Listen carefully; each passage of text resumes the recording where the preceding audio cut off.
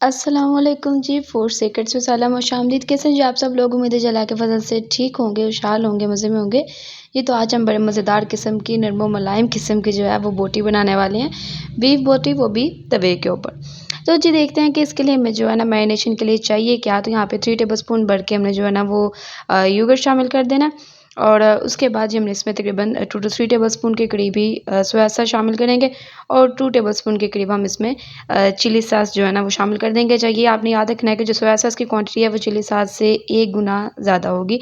उसके बाद जी आपने डाल देना है इसमें 1 teaspoon salt, 1 teaspoon red chilli powder, उसके बाद जी 1 टीस्पून ब्लैक पेपर और जी ये 1 टीस्पून हमने इसमें जो है ना वो तंदूरी मसाला शामिल किया। बड़े अच्छे टेस्ट इससे डेवलप हो जाता है।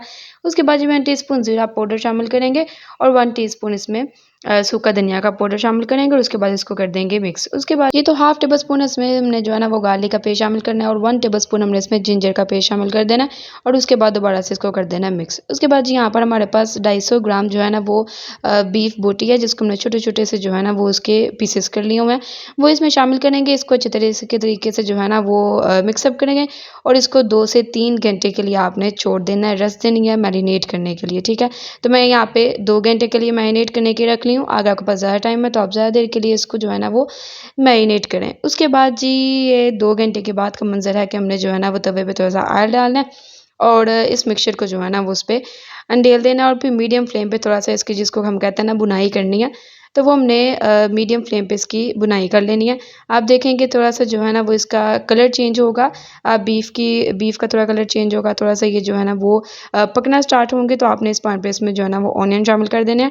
मैंने एक मीडियम साइज़ का ऑनियन लिया, उसको बारीक-बारीक से कट किया, वो इसमें शामिल कर देंगे।